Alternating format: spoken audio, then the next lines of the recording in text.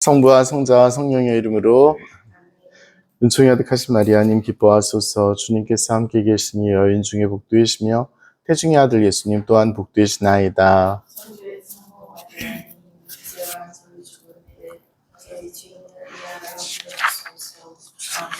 성부와 성자와 성령의 이름으로. 네, 오늘 하루 잘 지내셨는지 모르겠습니다. 힘드신 하루일 텐데, 네.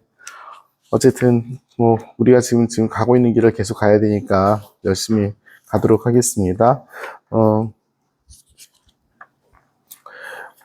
저기 759쪽 보세요.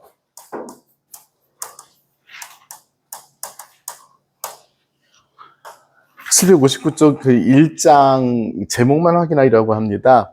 제목이 네 마음을 다하고 목숨을 다하고 뜻을 다하여 주님이신 너희 하느님을 사랑하여라 입니다. 그리고 그 밑에 보면 제1절 첫째 계명 이렇게 되어 있죠. 그래서 첫째 계명, 둘째 계명, 셋째 계명은 바로 1장에 속해 있어요. 우리가 10계명에 대해서 잘 알고 있듯이 10계명은 3개가 하느님께 대한 하느님과 나와의 관계, 우리들과의 관계이지만 나머지 7개는 사람들 간의 관계잖아요. 그래서 이 교리서에서도 1장은 첫 번째부터 세 번째 계명을 이야기를 하는 것이고요. 그 다음에 2장으로 넘어가면 2장이 어디 있냐면은 저희 793쪽에 있어요. 793쪽에 네 이웃을 내 몸같이 사랑하여라 해가지고 이것이 어디까지 가냐면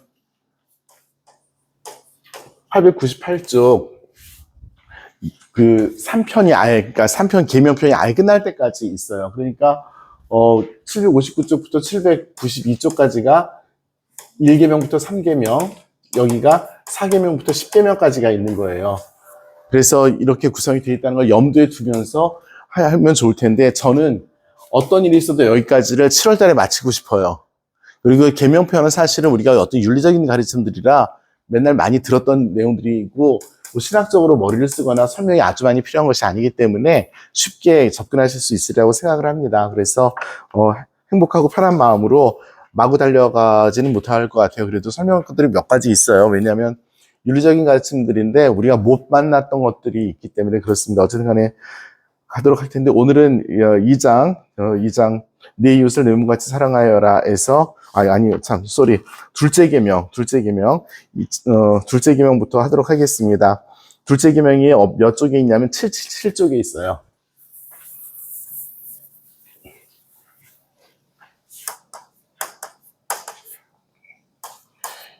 우리나라에서도 저희 학생들한테 P 쓰고 777 이렇게 쓰나? 학교에서? 이게 쪽 쓰려니까 너무 긴 거야. P 하면 쓰는데 쪽 쓰려니까 이게 획수가 보통 많은 게 아니야. 이게 아주 굉장히 불편해요. 그래서 나는 그냥 P 쓸래. 그러니까 P 쓰겠습니다. 자, 먼저 지난 시간에 우리가 했던 것은 한 분이신 너희 하느님을 사랑하여라 해서 하느님께 대한 가장 기본적인 것은 신망의 삼덕에 대한 이야기를 했었고요.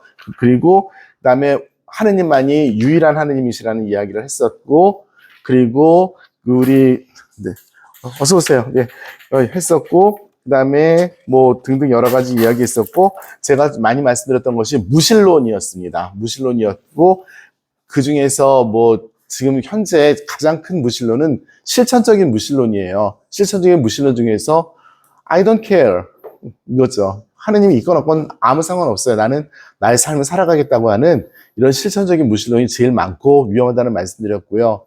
옛날에는 그냥 무관심의 무신론에 대해서 많이 이야기했었는데 지금은 실천적인 무신론이 그렇고요. 사실 여기 무신론 하니까 론이란 말이 붙어가지고 아름답게 얘기했지만 극악한 죄들은 사실은 무신론에 근거를 해요. 그죠?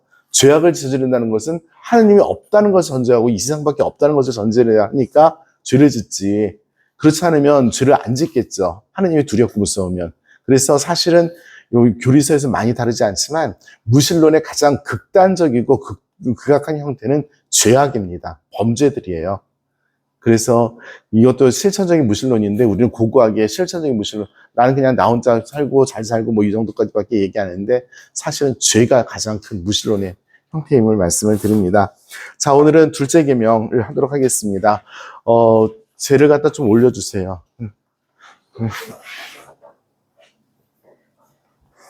애가 얼었나 봐. 안 쏟아져.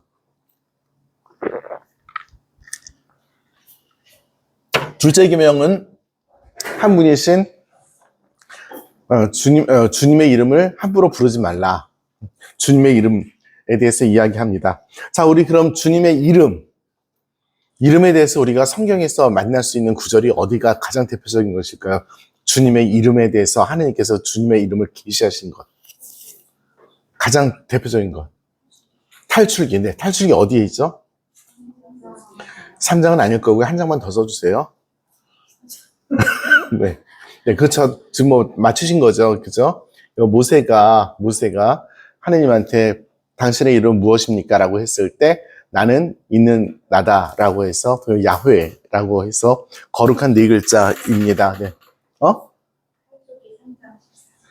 언제 이사 갔냐? 나 4장이라고 확신하고 있었어. 저 굉장히 뿌듯한 그런 표정입니다. 3장 13절. 네. 우리 엄마 생신이네. 3월 14일. 외워놔야 되겠다. 네. 쏘리. 탈출기 3장 14절에 하느님 야훼라는 이름을 알려주신 이거 아시죠? 뭔지? 거룩한 네 글자를 모르지요. 성경책 꺼내주세요. 네. 밑에 있잖아.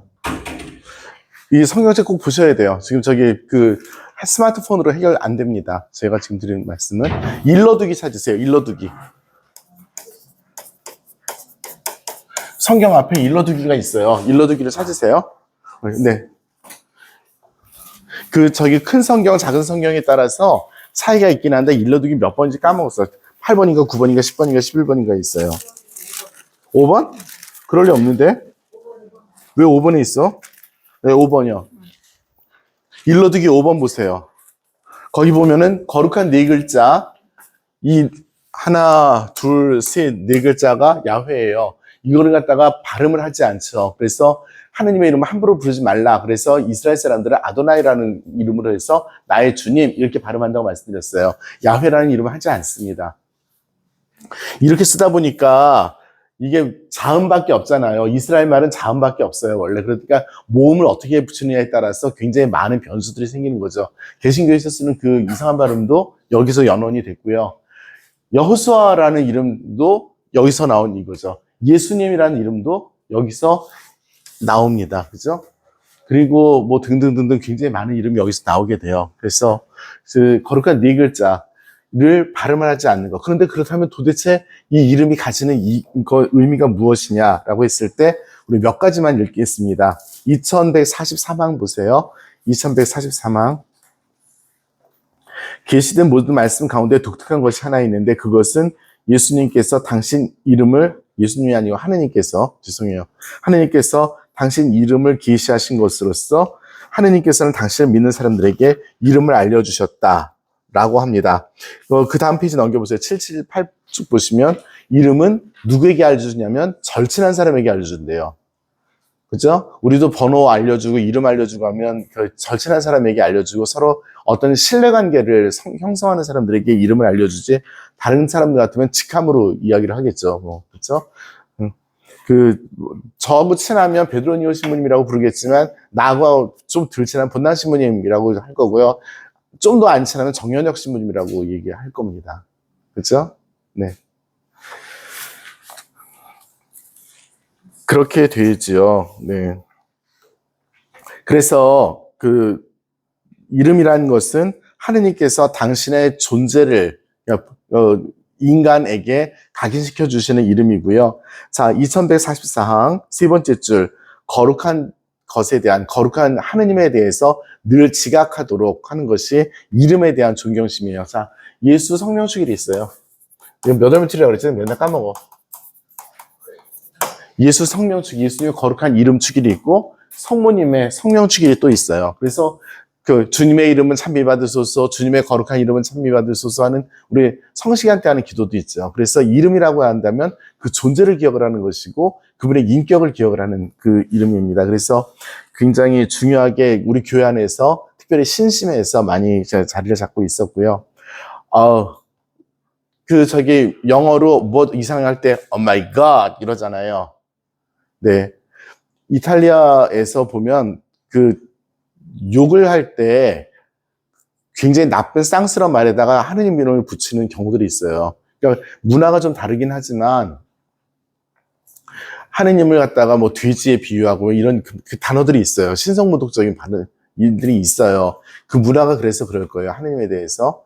어쨌든 우리나라에서는 좀 특이한 일이긴 한데 뭐 거지 같은 부처 이렇게 얘기하지는 않잖아, 우리나라에서는. 근데 그건 정말 쌍스러운 욕들을 그렇게 해요, 거기서는. 그래서 신성모독, 말로 싸는 신성모독에 대해서 서유럽에서는 문화가 좀 있습니다. 그래서 2148번 같은 경우는 신성모독에 대한 이야기를 말로 싸는 것들입니다. 예수님께서 말씀하셨죠. 하늘을 두고도 맹세하지 말고 예루살렘을 두고도 맹세하지 말고 성전을 두고도 맹세하지 마라 라고 하시면서 하느님께 대해서 우리가 함부로 이렇게 맹세하지 않도록 하는 것에 대해서 말씀을 하셨고요. 2149강 보면 모독할 뜻이 없더라도 하느님은 함부로 부르지 말래요. 그러니까 하느님의 이름을 지고지순하게 잘 보관하는 것은 하느님께 대한 기본적인 예의인 거죠. 네. 제가 우리 성경책 이렇게 보면서 예를 들어서요, 번역할 때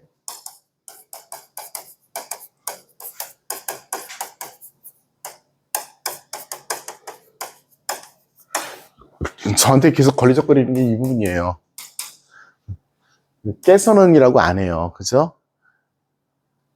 깨서는이라고 안 하고 하느님은 그러면 그냥 주제격인데 이게 그냥 평민한테도 쓰는 거잖아. 하느님께서는 사랑이십니다. 이렇게 성경이 하나도 안 번역돼 있어요. 근데 이것이 저한테 좀 걸리적거립니다. 우리나라 말로 그냥 쉽게 하다 보니까 이렇게 되는데, 그리고 우리 일상 언어에서도 예수님은 이렇게 하지 예수님께서는 하고 항상 존칭을 붙이진 않잖아요.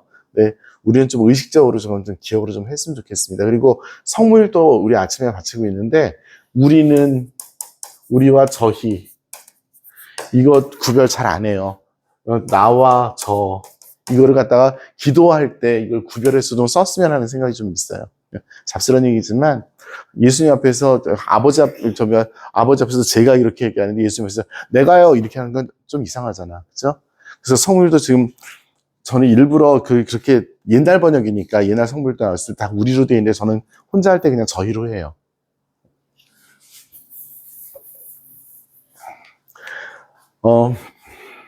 이탈리아 말로 존칭은, 그러니까 이탈리아 말은 남성과 여성이 구별이 돼 있어요.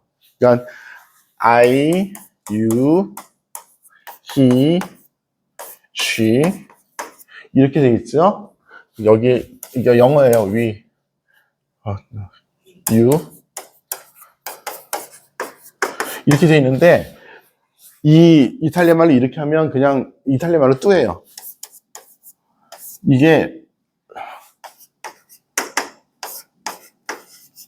루이 레이예요. 근데 존칭을 쓸 때는 이걸 씁니다. 그 사람을 놓고 당신께서 할 때 레이 하면서 동사도 3인칭 단수 동사를 써요. 좀 특이하죠. 존칭이 그렇게 되어 있습니다. 네, 그리고 여기도 그렇게 쓰고요. 여기가 라틴어로는 노스이고요. 이게 노이예요. 저기 이탈리아 말로는 우리가. 근데 교황님의 칙서를 보면 옛날에 이걸 썼어요. 3인칭, 복수 1인칭을 쓰셨어요. 그게 존칭인 거예요. 그래서 이게 언어 습관이 좀 다르긴 한데 어쨌든 간에 다른 나라 말은 어떤 이런 것들이 지금 다 깼죠. 없어서 그냥 둘이 맞짱 뜨고 있는데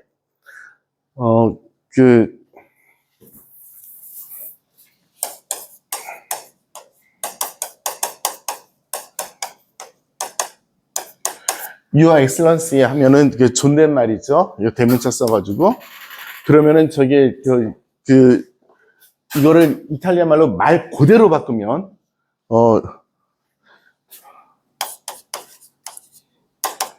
tua eccellenza 이렇게 써야 되는데 3인칭 단수가 수아예요. 그래서 수아 eccellenza 지금도 3인칭 단수 씁니다. 그래서 존칭 쓸 때는 이렇게 써요. 그래서 중요하지는 않지만 어쨌든 말씀드린 게 뭐냐면 존칭을 쓰려면 찾아서라도 쓸 수 있는 세상이에요. 지금 우리나라 말도 마찬가지로. 그래서 적어도 하나님께 대해서는 우리 경문이라든지 성경이 조금 바뀌었으면 하는 그런, 이탈리아 말로도 이게 살아있어요. 그렇게 개방된 세상에도 불구하고.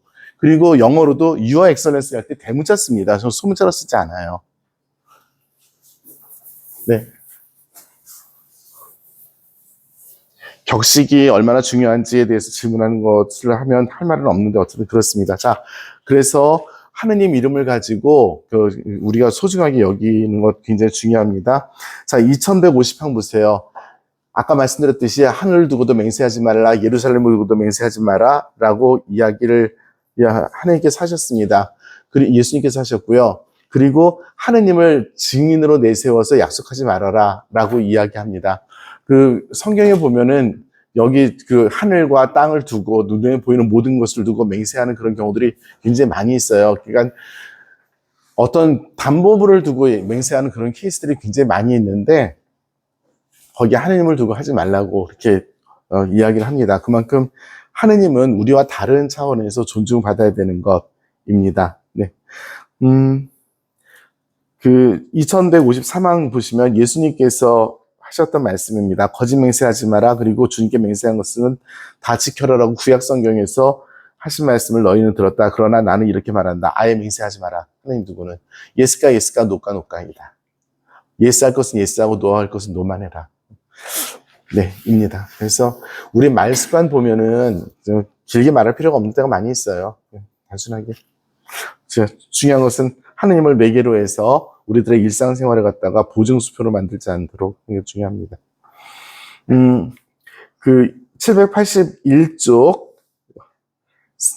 위에서 네 번째 줄 보세요.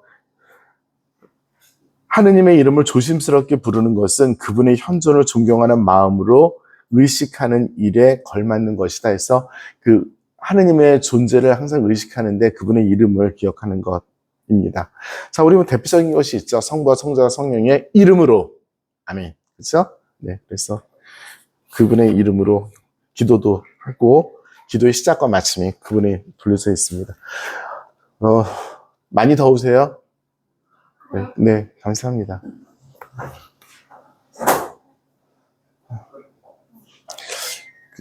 저기 속이 느글느글 합니다. 네, 그렇습니다. 자, 세례명 보겠습니다. 2156강입니다. 자기 세례명, 본인이 세례명 지으신 분 계세요? 본인 세례명, 세례받을 때 세례명 자기가 지은. 네, 있죠? 그 세례명 짓는 때 어떤 기준으로 짓느냐에 따라서 다 다르겠지만, 잘 지으셨으리라고 생각하고요. 다른 분들도 다 잘 지어주시리라고 생각하는데, 자, 세례명에 대해서 이거는 우리 특별히 성교분과 식구들 잘 알고, 그리고 새신자들에게 좀 잘 권고해 주시기 바랍니다. 세례성사는 성부와 성자 성령의 이름으로 베풀어집니다. 세례에서 하느님의 이름은 인간을 성화시키며 그리스도인은 교회에서 부르는 자기 이름이 세례명입니다. 그러니까 성당에 오면 세례명 불러야 돼요. 근데 우리 초등부, 중고등부 다 이름 부르고 몇 번을 얘기해도 안 고쳐지는 거예요. 그리고 저도 아이들 이름을 기억하지 세례명을 잘 모를 때가 많이 있어요. 그러니까 제가 그걸 놓고 외운 적이 한 번도 없으니까 직접적인. 그리고 저도 말 습관할 때 우리나라 이름 많이 부르지 세례명을 잘 안 불러요.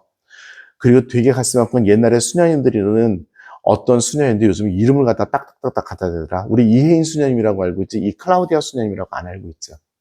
한 얘가 그래요. 그래서 개방된 세상에서 다 이해될 수 있는 부분이긴 하지만 세례명 중요하고 특별히 또 수도자들은 수도명이 있으니까 잘 존중해 줬으면 좋겠는데요.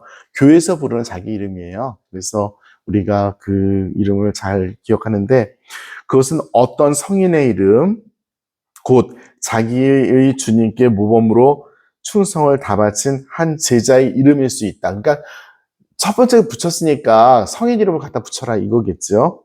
수호 성인은 사랑의 모범을 보여주며 전구를 보장해준다. 세례명은 그리스도교 신비나 덕을 나타내는 것일 수도 있습니다. 그리스도교 신비나 덕을 나타내는 게 예를 들어서 뭐가 있을까요? 예를 들어서 파스카, 있습니다. 파스카. 그렇죠? 피데스라는 세례명 들어보셨어요? 피데스? 피데스가 신앙이란 뜻이에요. 피데스가 신앙이란 뜻입니다. 스페란시아. 저기 희망입니다. 사랑은 뭘까요? 까리타스. 뭐 우리 아모르 쉽게 생각하지만 라틴어도 사랑이 두 개예요. 우리가 아는 그 사랑이고 이거는 까리타스는 애덕 그거죠. 그래서 저기 우리가 신망에 삼덕할 때 이겁니다. 이거 아닙니다. 그래서 그런 것일 수도 있다입니다. 네. 네. 등등 그래서 어떤 덕이라든지 성경에 나오는 중요한 말이라든지 이런 것을 표현할 수도 있다입니다. 스페란시아, 이해했으니까 됐고요. 우리 중에서 뭐 저기 세례명 제가 지금 언뜻 이렇게 쭉 봤을 때 좀 뭐 그런데 세례명은 성인들 이름을 따는데요. 성인들 이름 중에서 변형된 형태가 있을 수 있어요. 예를 들어 바울라자면 죄송한데 바울라. 이게 라틴어로 바오로예요. 이렇게 끝나는 게 남성형이에요. 근데 여성형은 이렇게 끝나요. 그럼 바울라가 되겠죠. 네. 근데 나는 바오로 성인을 너무너무 따르고 싶은데 내가 남자 세례명 갖기 어렵잖아. 여자가. 그럼 바울라라고 붙일 수 있어요. 변형된 형태로. 그런가 하면 바울라 성녀가 또 있을 수도 있는 거죠. 또 다른, 그죠? 그래서 이름을 붙일 때 잘 붙이기 바랍니다. 그리고 부부가 결혼할 때 훌륭한 부부였던 분들 이렇게 붙이고 그런 건 굉장히 좋은 것 같아요. 우리 지금 마리아 자매님이 계신데 남편이 요셉으로 하겠다 그래서 일부러 계속 얹놓고 있는 중입니다. 뭐 붙이는 대로 붙이고 그러는 거죠. 네. 그래서 부부 성인 성녀도 굉장히 많이 계세요. 부부 성인 성녀도. 네. 좋습니다. 네. 대충 이렇게 해서 이름에 대한 이야기를 대충 마치도록 하겠습니다. 2165항 보세요. 세례받을 때 그리스도인은 교회에서 부르는 자기 이름을 세례명으로 받습니다. 부모와 대부모, 본당 신부는 그가 세례명을 받도록 보살펴 주어야 한다. 수호 성인은 사랑의 본보기로 보여주며 전구로 보장해 준다. 그러니까 성인 이름을 짓도록 그렇게 강력하게 권하고 있는 거죠. 성인 이름을 짓는데 보세요. 이분이 성인 품에 오를 게 너무 확실해요. 그럼 복자까지는. 그래서 제가 어느 본당에 있을 때 마더데레사 성녀가 되게 확실해가지고 불러가지고 마더데레사 해라. 그래서 그때 성인이 아니었어요. 지금 이제 성인이죠. 그리고 어떤 자매가 세례명을 엘리야라고 지은 거예요. 아니까 여잔 줄 알고. 근데 괜찮아요. 그럴 수 있어요. 남자 이름, 여자 이름 다 가질 수 있어요. 레지오다는 여러분들 몽포르의 루도비코 마리아 있죠? 남자 이름 마리아 있을 수 있습니다. 네, 그러니까 이름이 여러 가지니까 거기 여자 이름 들어갈 수 있어요. 네. 어쨌든 간에 그렇습니다. 2167항 그거를 2158항을 보세요. 여기부터 읽읍시다. 하나님께서는 각 사람을 제 이름으로 부르신다. 모든 사람의 이름은 거룩하다입니다. 모든 사람의 이름은 거룩하다. 하느님께서는 모든 사람 이름 불러서 요한복음에 보면 예수님께서 자기 양떼를 하나하나 이름 불러서 그래서 그 하느님의 이름이 그분의 존재를 드러내고 그분의 존엄성을 드러내듯이 사람의 이름 역시도 비록 뭐 우리나라 이름 뭐 중복된 이름도 많이 있고 하지만 그 사람에게 그 이름인 거예요. 그 사람의 그 이름. 그래서 그를 중요하게 여기고 그 사람이 여긴 성경 말씀 저기 교리서에서는 표상이라고 표현을 했죠. 그래서 존중을 해야 된다입니다. 로마에 있을 때 제가 아는 신부하고 어느 성당에 갔는데 거기 부자 신부하고 얘하고 이름이 똑같아. 둘 다 스테파노야. 서로 스테파노라고 부르고 앉았는 거. 막 얘기하면서 서로 스테파노라고 부르면서. 근데 전혀 거리낌이 없어요. 그러니까 분명히 그 이름 하나를 가지고 그 똑같은 발음이지만 그 이름이 저 사람에게 적용되는 이름인 거예요. 내가 발음을 한다 하더라도. 나는 이제 신나지 스테파노 그러면 이제 둘이서 다 보고 있는 거지. 근원입니다. 자, 셋째 계명 안식일에 대한 규정입니다. 안식일의 근원은 두 가지입니다. 안식일의 근원이 되는 것은 두 가지 사건이에요. 창조와 부활 두 가지인 거죠. 하나님께서 그 창세기의 표현에 의하면 하나님께서 7일간의 창조 이야기를 하시게 되죠. 그리고 예수님께서 부활하신 것이 바로 그 안식일 날, 안식일 다음 날 부활하시게 되는 거죠. 자,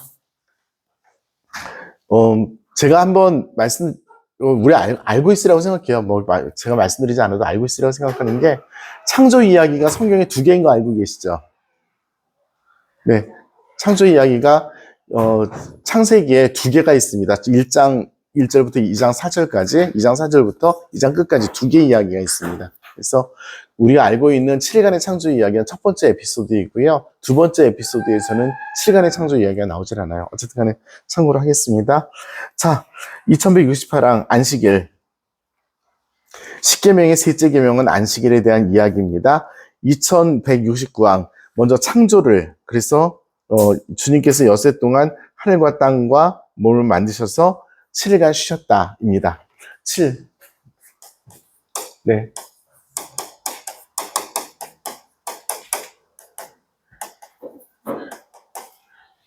안식일과 희년인 거죠. 네. 네. 희년에 대한 이야기, 우리가 너무 많이 들었었기 때문에, 길게 이야기하지 않아도 되는데요. 7이라는 숫자는 일단 완성인 거죠. 하나님께서 다 모든 것을 완성하신 날입니다. 구원을 이루신 날입니다. 사람의 구원을 결정적으로 이루신, 우리는 아직 7일이 되지 않았어요. 제7일 안식일 교회, 그 아저씨들은 왜 진짜 7일이 안식일이냐? 그러니까 유대인들처럼 계산하나 보다. 주일을 1, 2일로 시작했어. 그리고, 네. 길게 많이 설명드리지 않아도 될 것 같아요. 2174항, 부활에 대한 이야기입니다. 예수님께서 주간 첫날, 우리 달력 없나? 네. 우리 달력을 보면, 요즘에는 구글 달력 보니까 첫 번째 날을 무슨 요일로 하실래요? 이렇게 물어보기도 하더라. 주일로 할 건지 아니면 월요일로 할 건지 이렇게 물어보더라고요. 뭘로 하셨어요? 거의 대부분이 지금 현재 주일로 이렇게 돼 있는데, 월요일부터 하는 사람도 있어요. 월요일로 돼 있는 달력도 봤어요. 일하는 날 쭉 있고, 끝에 이틀은 쉬니까 일하는 거 쭉, 월, 화, 수, 목, 금. 여기, 보고, 여기는 안 보고. 이게, 그런데 우리 전통적으로 우리 교회에서는 주일이 1일이에요. 그죠? 주일이 1일이에요. 그리고 2, 3, 4, 5, 6, 7 토요일까지 가서 다시 여기가 되는데 이날이 부활을 기억하면서 8일째라고 표현을 합니다. 다시 말씀드릴게요. 1부터 7까지 갔잖아. 다시 그럼 1일로 돌아와야 되는 건데요. 예수님의 부활 대축일을 맞는 이 시간들을 넘어서는 특별한 날이라고 해서 8일째 되는 날, 이런 표현을 써요. 비록 똑같은 주일이지만. 네. 처음 들어보셔요? 아니죠? 네네. 주간 첫날, 제8일째 되는 날, 첫째 날이면서 동시에 8째 날, 786쪽 맨 첫 번째 줄에 있어요. 그날을 완성의 날이라고 합니다. 네. 그래서 그날은 모든 날 중에 첫째 날이고 모든 날 중에 가장 중요한 주님의 날, 주일입니다. 부활하신 날이요. 그래서 주일이 이제 우리 그리스도교회에서 토요일이 아니라 주일이 안식일이 되었고 주일마다 우리가 거룩한 예수님의 완성을 기억하게 되는 그런 날이 되는 거죠. 그래서 유태인들은 토요일 날이 안식일이에요. 근데 우리 그리스도교 신자들은 주일이 안식일이고요. 저는 이거는 뭔지 모르는데 이슬람은 금요일이에요. 이슬람 식구들은 금요일이 안식일이에요. 되게 생소한 게 이스라엘을 갔는데 주일날 사람들이 막 일하고 이러는 거야. 그래서 굉장히 생소하더라고요. 처음에 쉬는 날이었던 곳에서 가니까 도시가 오히려 더 복잡복잡하고 그 사람들은 월요일이니까. 그렇습니다. 자, 그래서 안식일을 거룩히 지내라는, 다시 말씀드리지만 창조와 구원이라는 둘 다 완성과 관계가 되어 있습니다. 그리고 그날은 주님의 날이고 주님께서 마련하신 날이고 주님만을 위한 날입니다. 그래서 우리가 그 주일을 거룩하게 지내고 그렇게 주님의 날을 거룩하게 지냄으로써 또한 우리의 구원의 날이 되는 그런 것이 바로 주일입니다. 네, 2177장 보세요. 주일의 성찰예. 네, 우리 미사에 대한 이야기로 쉽게 이해하기 쉽습니다. 자, 주님의 날을 경축하고 주님의 성찬을 거행하는 것은 교회 생활의 중심입니다.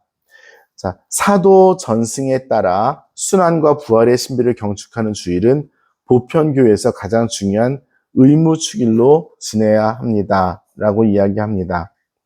그래서 그러면 도대체 사도들이 언제부터 이렇게 주일을 지냈나? 밑에 써 있습니다.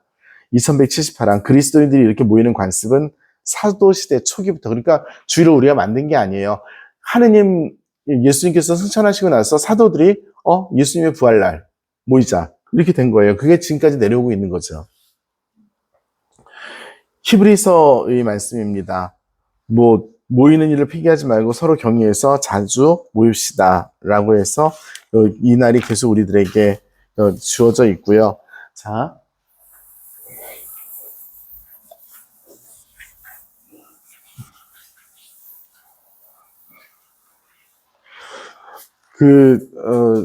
주일에 대한 어떤 교회 안에서의 전례적인 전통은 처음부터 있어 왔죠. 당연히 있어 왔는데, 성찬례는 잘 아시다시피 우리 매일 미사 참여하고 있죠. 지금 매일 미사 얼마든지 할 수 있는 그런 때여서 사실 어떻게 보면 조금 성찬례 자체에 대한 의미가 좀 희석이 되기는 했어요. 그런데 옛날에 성찬례 규정이 엄했던 시절이 있었습니다. 그래서 평생 한 번밖에 영성소가 허락이 안 됐던 때도 있었고요.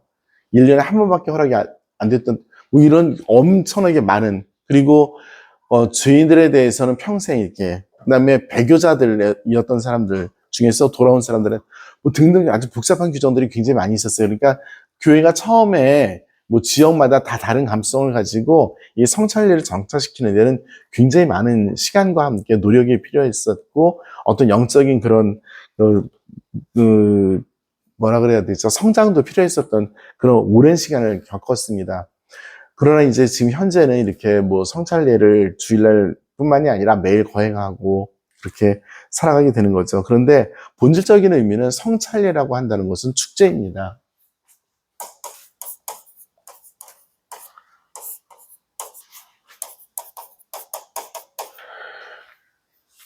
일상생활을 하고 그것의 결과로서 축제가 이루어지는 것이지, 축제 때문에 일상을 소홀히 하거나 이렇게 하면 안 되잖아요. 그죠? 그리고 축제를 통해서 일상생활에서 살아갈 힘을 얻게 되는 거죠. 그러니까 이 상관관계가 분명히 있어서 성찬례가 이루어져야지, 그냥 일상적으로 성당에 와서 영성차 하면 무슨 이렇게 기분이 좋아지고 부적부진 것 같고, 내가 볼 땐 거의 부적 수준에서, 그러면 안 되는 거죠. 왜냐하면 그날은 주님의 날을 기억하는 것이기 때문에 그렇습니다. 그러니까 성찬례를 거행한다는 것은 그것이 주일이 되었건 평일이 되었건 늘 이 축제를 거행하는 것이고요. 이 축제를 거행한다는 것은 그만큼 주일처럼 그날을 주님의 날로 살아가겠다는 약속을 하는 거죠. 그러니까 우리가 성찬을 매일 영할 때 정말 그 모든 순간에 주님의 날로 이렇게 지내도록 하는 것은 굉장히 중요합니다.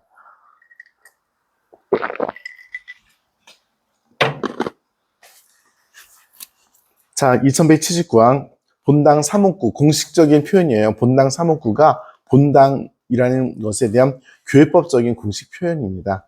교구가 있고요, 본당 사목구가 있고 그렇습니다.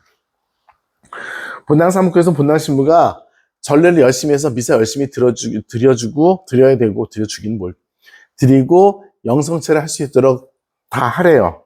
그러면서 어쩌고저쩌고 열심히 하라고 써 있습니다. 우리 성당은 복받은 성당이에요. 미사가 하루에 2대씩 있을 수 있으면 그나마. 네. 저는 개인적으로 조용히 와서 기도하시는 분이 좀 더 늘었으면 좋겠습니다. 자, 이제 교회법은 이런 것을 가지고 주일의 의무를 규정하는데요. 789쪽 보세요. 2180항 맨 마지막 줄. 미사 참여에 대한 교회 법규는 축일 당일이나 그 전날 저녁 오후 4시부터입니다. 그래서 토요 주일 미사를 몇 시부터 드릴 수 있어요? 오후 4시부터예요. 그래서 이거는 우리가 정확하게 알고 있어야 되겠습니다. 오후 4시부터 저기 미사를 드릴 수 있습니다.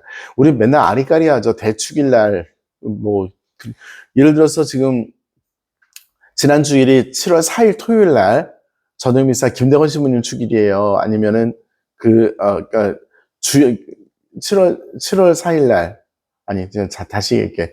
8월 15일이 토요일일 경우 8월 15일이 토요일일 경우 그 토요일 날 드리는 미사가 대축일 미사일까요? 주일 미사일까요? 그 모르는 것도 그냥 주일 미사인 줄 알고 오는 사람들이 있어요. 그죠? 근데 그날 대축일도 지내야 되고 주일도 지내야 되는 거예요. 그러니까 15일 날, 16일 날, 16일이 주일일 경우 두 번을 와야 되는데 15일 날 저녁 한 번밖에 안 오시는 분들이 있잖아요. 두 개 다 이렇게 떼우시고. 그죠? 그런 일이 비일비재하게 벌어집니다. 성탄 때도 마찬가지죠. 성탄 때 부활 때도 마찬가지고. 그래서 이런 것들은 우리가 좀 잘 보면서, 네. 그렇습니다. 좌우간, 소위 말해서 옛날에 특전 미사라고 하는 것은 오후 4시부터입니다. 그것이 주일이건 대축일이건. 그렇습니다. 이번 8월 15일이 주일이죠? 토요일이에요. 8월 14일에 저녁 미사 만들어야 되겠다. 그죠? 8월 14일에 저녁 미사 만들어야지, 참여,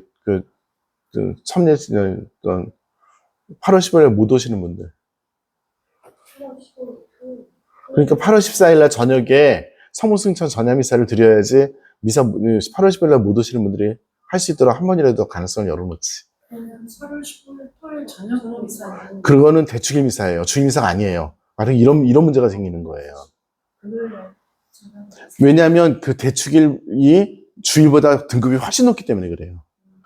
연중 주일 등급보다 훨씬 높아요. 그냥 8월 15일 대축일이. 그래서 그러니까 15일도 무조건 와야 되고 16일도 무조건 와야 되는 거라. 근데 이걸 이제 하면은 토요일만 오시는 게 습관이 되신 분은 그냥 하는 영어 나와서 알아서 할게요. 이렇게 하면 이제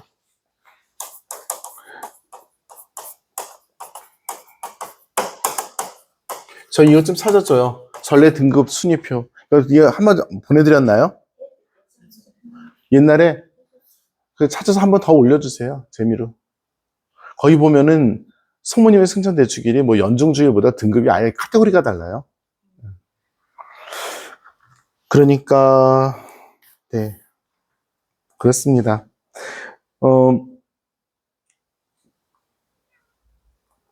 주일 성찰례 2180이랑 주일 성찰례는 모든 사람들이 다 해야 되는데 면제시킬 수 있는 이유들이 있을 때 면제시킬 수 있습니다. 그건 우리나라 주교님들이 이미 그거에 대해서 잘 말씀을 하셨고요. 다른 것들은 그냥 보시면 퀴즈.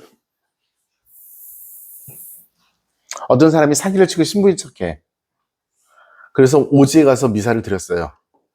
주일날. 그러면 거기에 미사 참여한 사람들은 주일 미사 지켜 한 건가 안 한 건가?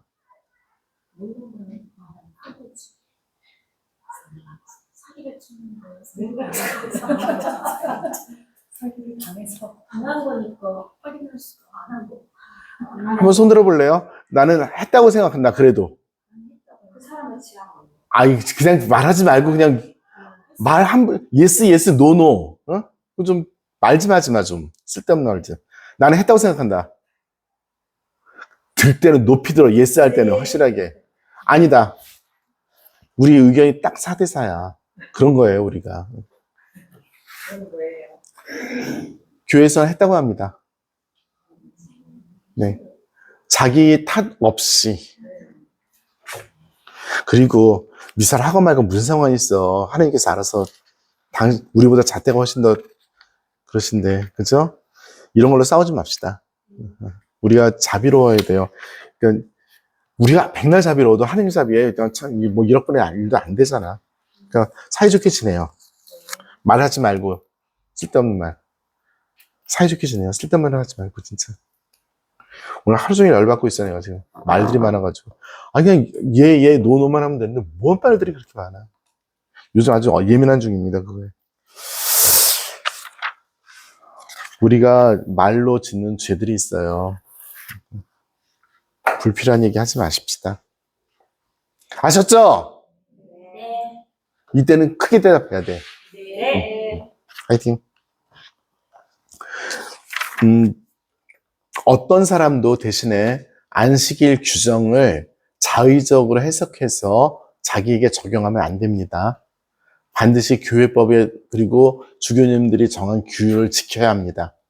그리고 그 나머지 부분은 주교님들도 무릎 꿇고 하나님의 자비에 맡기는 부분이지 이거 아니면 지옥 간다고 하는 부분은 아니에요. 저 역시 마찬가지입니다. 저 땡땡거리고 하지만 저는 앵무새잖아요. 내가 뭘 만들어낸 사람이 아니라 교회에서 규정한 걸 전해주고 적용하는 사람이기 때문에 저는 땡땡거릴 수밖에 없는 거죠. 제 직무가. 하지만 저 역시 마찬가지로 하나님의 자비를 믿고 그 이상이신 하나님께 맡기는 경우들이 있을 수밖에 없는 거고요. 하지만 땡땡거릴 겁니다. 저에게 주어진 직무입니다. 마음하고 무관하게 직무를 수행할 땐 직무를 수행해야 됩니다. 네. 2184망 성직자가 없거나 다른 중대한 이유 때문에 성찰리에 참여가 불가능하게 되면 신자들은 본당 사목구 성당이나 그 밖의 거룩한 장소에서 교구장의 규정에 따라서 잘 들으세요. 누구의 규정에 따라서? 교구장. 그러면 우리 한국 천주교 주교단이 했어요. 그럼 한국 천주교회 주교단이 결정한 거야. 그러면 그것이 교구에서도 유효해요? 주교회의는 사도단의 회의인데요. 하느님께서 사도단에게 교회를 맡기신 것도 맞지만 그 교구에서는 사도단의 결정이 절대적이지 않습니다. 교구장의 결정이에요. 그래서 주교회에서 뭘 결정을 했는데 어떤 주교가 우리 교회에서 적용하지 않는다 할 수 있어요. 전 세계 교회가 결정을 했지만 우리 교회에서 안 한다 할 수 있어요. 한 예를 들게요. 좀 큰 얘기긴 한데 여성 부재, 종신 부재.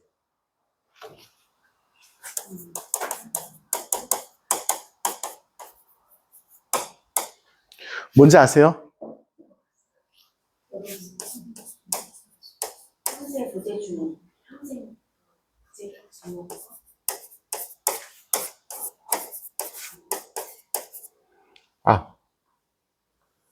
디인이죠? 디커냐, 디냐. 헷갈린다. 디인일 거예요. 뭐냐면, 평신도예요. 결혼해서 가정을 이룰 수도 있어요. 그런데 이분은 성직자로서 살아가요. 신학 공부하고, 그리고 성직자로서 그 대신에 사제는 되지 못해요. 부제로서. 교회에서 일을 해요. 그러니까 직장을 교회에서 갖고 있다는 뜻이 아닙니다. 성당에 와서 부제로서 성직자로서 봉사를 해요. 강론하고 사람들 교리 가르치고 성체 분배하고 정당하게 축복하고 장례식도 혼인도 할 수 있어요. 종신부제입니다. 우리나라에는 도입이 안 됐지만 다른 나라에는 되게 많이 있습니다. 우리나라는 이동이 너무 심하고 교회가 안정이 안 돼서 주교님들이 무서워하셔서 전 세계 교회에서 되어 있는데 우리나라에서 하지 않는 거로 그런 상태예요. 종신부제입니다. 신학 공부를 나라에 따라서 몇 년을 하는지 까먹었는데 하여튼 배우자가 또 동의를 해야 돼요.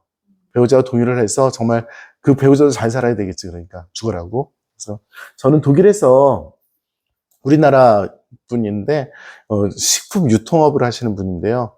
그분이 그 종신부제님이신데 굉장히 좋은 감명 많이 받았었어요. 그리고 많이 도움도 받았고 저 개인이 아니라 그냥 좀 지나가겠습니다. 우리 수원교 지나간다면 약간 여담입니다.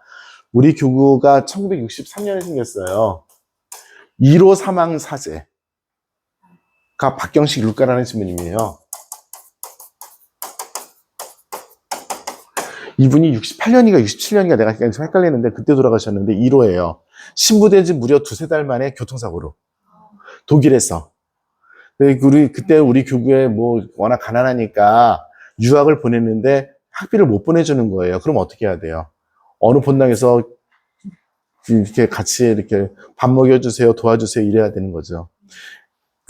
독일이라는 나라가 있습니다. 요 옆에 오스트리아라는 나라가 있어요. 비자를 받아서 독일에 들어갔어요. 오스트리아 가려면 다시 비자를 받아야 돼. 다시 오스트리아에서 독일 가려면 또 비자를 받아야 돼. 이런 시절이었어요. 너무 웃기죠? 우리나라가 뭐 1960년대니까 뭐 완전히 그런 그때 초대 주교님, 교장 주교님 윤공희 대주교님 아직도 생전에 계세요. 102살밖에 안 되셨어. 윤공희 102살? 더 되신 것 같은데? 저희 윤공희 대주교님이 그때 그지였죠, 뭐 우리나라 교회가. 이 다이데스하임이라는 곳이에요, 독일에. 조그만 동네예요. 거기 가서 그 본당에서 밥 얻어먹으면서 신학생 생활도 했고 사제도 됐고 계속 공부도 해야 되니까 주교님 입장에서 얼마나 고마워요. 고맙다고 인사하고 신부도 됐고. 그리고 나서 주교님 공항에 배웅에 데리고 오다가 본당 신부가 차로 운전했는데 교통사고가 난 거야.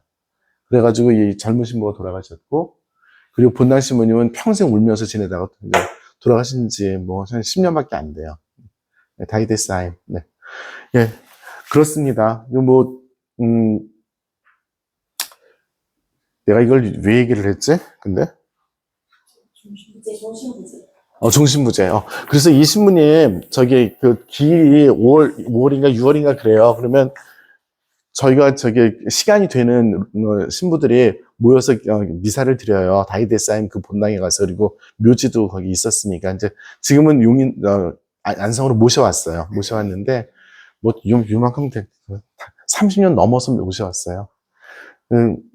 그러면 이 종신부재님 댁에서 항상 머물렀어요. 그래서 그때 우리가 다 걷어먹고 놀고 얘기하고 그랬었습니다. 내가 또 얼마나 장난이 심했겠어. 원래 부재가 식사 전기도 하는 거예요. 모르고서 이러면 뻘쭘해가지고 그랬던 네. 네, 그랬었습니다. 종신부재 그랬습니다. 그래서 그런 게 있어요. 자, 뭐 계속 주일에 대해서 이야기를 길게 할 필요는 별로 없을 것 같고요. 질문이 있어요. 내가 지금 저 성당이 없는 곳에 가 있어요.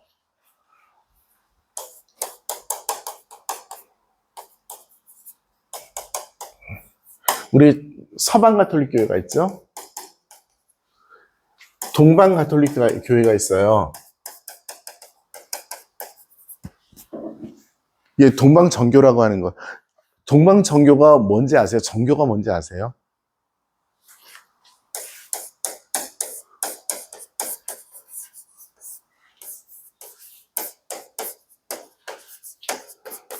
오토독스 처치예요.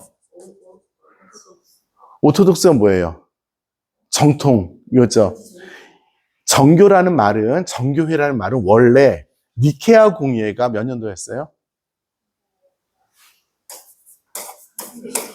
작년에 1700년 됐다고 노래를 했건만 하여튼 까드신다는 귀신들이 하여튼 옛날에 네가 나한테 그랬잖아 이런 건 안 잊어버리는데 이런 건 아주 순식간에 잊어버려. 자, 325년 니케아 공의회에서 신앙 조문에 동의합니다라고 사인한 교회를 정교회라고 그랬어요. 그러니까 정교회가 아닌 것은 이 니케아 신경을 나는 받아들이지 못하겠다. 가장 대표적인 사람들이 우리 아리우스라는 이단 총대주교님이었어요. 난 도저히 성자가 완벽한 하느님과 똑같은 하느님이라는 것을 못 믿겠다. 성부라는 것. 왜냐하면 인간이 어떻게 하느님하고 똑같아. 그래서 성자의 신성을 부정했던 아리우스 총대주교님 열심한 신자니까 하는 거예요. 이단도 하려면 이렇게 해. 쓸데없이 괜히 사이비들처럼 뭐 피켓 들고 뭐 연방향 저는 죄송하지만 그건 분명히 하느님께서 수고했다고 하셨을 것 같아요. 자, 그래서 정교가 그거예요. 그래서 지역에 따라서 서방정교, 동방정교인데 우리가 알고 있는 가톨릭 교회가 우리 서방정교예요. 서유럽에 있으니까 주로. 여기는 그리스, 아테네, 그리스, 튀르키예 이쪽 지방, 그다음에 뭐 불가리아, 루마니아 이쪽 지역에서 했는데 이 두 교회가 서로 나뉘죠. 서로 파문하죠. 파문한 상태에서 1451년인가? 파문한 상태에서 거의 뭐 600년을 지내다가 1963년이었을 거예요. 63년? 62년, 63년 그때 바오로 6세 교황님께서 이 동방정교회 총대주교님을 로마로 바티칸으로 초대해서 그 앞에서 무릎을 꿇어요. 교황이. 그러니까 이 아버지 덩달아서 무릎 꿇으면서 동시에 파문장을 철회해요. 그러면서 계속 종교일치, 교회일치에 대해서 지금도 엄청나게 얘기하고 있는데 완전한 일치는 안 됐어요. 여기서 계속 거부하는 건 뭐냐면 교황님의 주교 임명권을 계속 거부해요. 그래서 교황님의 수위권을 거부하기 때문에 형식상으로는 안 됐지만 우리가 같이 뭘 했냐면 니케아 신경을 같이 읽었어요. 공식적으로. 요한 바오로 2세 성인 살아계실 때 제가 기억하는 바르톨로메오 총대주교님이었는데 같이 공식적으로 베드로 성당에서 신경을 읽어요. 그래서 같이 말씀의 전례까지 함께 할 수 있어요. 그 대신에 성찬의 전례는 아직까지 거기는 안 됐고요. 이 중에 동방정교회는 동방지역에 있는 정교회들인데 이 정교회 중에서 우리 가톨릭 교회와 일치 예식을 한 정교회들이 있어요.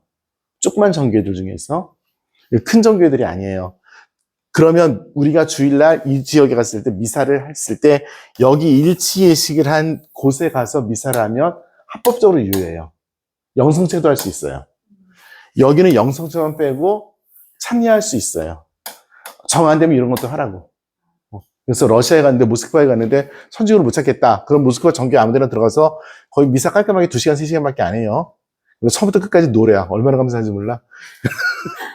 처음부터 끝까지 노래 계속 향치고. 그 할아버지들 진짜 그 목청. 네, 그렇습니다. 그래서 지금 이런 거예요. 그래서 혹시 가톨릭 교회가 없는 지역에 갔을 때 합치 예식을 한 동방정교회에 가거나 여기 가서 말씀의 전례를 하거나 이런 노력을 하자고. 아유, 가다 보니까 사람들도 많고 저 혼자 가기 미안해서. 아유, 그렇습니다. 그럼 묵주교들은 열심히 하고. 그렇습니다. 자, 주일을 거룩하게 잘 지내시기 바라고요. 자, 2186항 여가를 즐길 수 있는 그리스도인은 여가를 즐겨야 합니다. 여가를 즐기는데 그러다가 땡땡이를 까게 되면 여가를 못 즐기는 사람들을 기억을 하면 돼요. 아픈 사람들, 할아버지, 할머니들. 네. 그렇게 해서 그분들을 위한 사랑도 주일을 거룩하게 지내는 거다라고 말씀하시고 계시고요. 이거 아니어도 여가 못 즐기고 그냥 죽으라고 병간호하는 사람들도 있어요. 그렇죠? 네. 그리고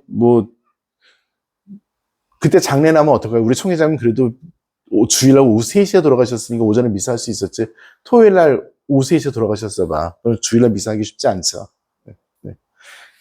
그럴 때 그날 그 다음날 죽으면 지옥 가는 거 아니잖아요. 그렇죠? 네.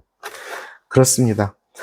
자, 2187항 조그만 글씨인데요. 그냥 제가 읽을게요. 우리가 실천적인 거기 때문에 주일과 축일들을 거룩히 지내기 위해서는 공동의 노력이 필요하다. 각 그리스도인은 주일을 지키지 못하는 일을 쓸데없이 남에게 강요하지 말아야 합니다. 갑자기 산책하자 그러면 그러면 안 돼. 관습과 사회적 필요성으로 어떤 이들에게는 주일에 노동이 요구될 경우 각자가 충분한 여가 시간을 갖는 것을 소홀히 하지 않도록 해야 한다. 신자들은 절제와 사랑으로서 집단적 여가 활동에서 생겨나는 폭식, 폭력을 피하도록 유의해야 한다. 경제 사정이 어렵더라도 공권력은 시민에게 휴식과 예배를 위한 시간을 보장하도록 유의해야 한다. 고용주들도 고용인에 대해 공권력과 유사한 의미를 가지고 있다 해서 신앙생활을 할 수 있는 시간과 여유를 그리고 또 자유를 보장해 주어야 한다입니다. 무신론이 정권이 있는 데서는 아예 그냥 차단을 해버렸죠. 그래서 요한 바오로 2세 성인께서 한번 하셨던 말씀 중에 뭐냐면 인권 중에서 가장 중요한 인권 중에 하나가 신앙의 자유권이다 라고 말씀하신 적이 있어요. 어떤 신앙이든지 그것을 선택하고 믿을 수 있는 권리. 그러니까 천주교만 얘기한 거 아니에요. 왜냐하면 신앙이라고 하는 것은 사람이 가장 초월적인 상태이고 가장 존엄한 상태를 이야기하고 보장할 수 있는 것이 신앙이기 때문에 그렇습니다. 네.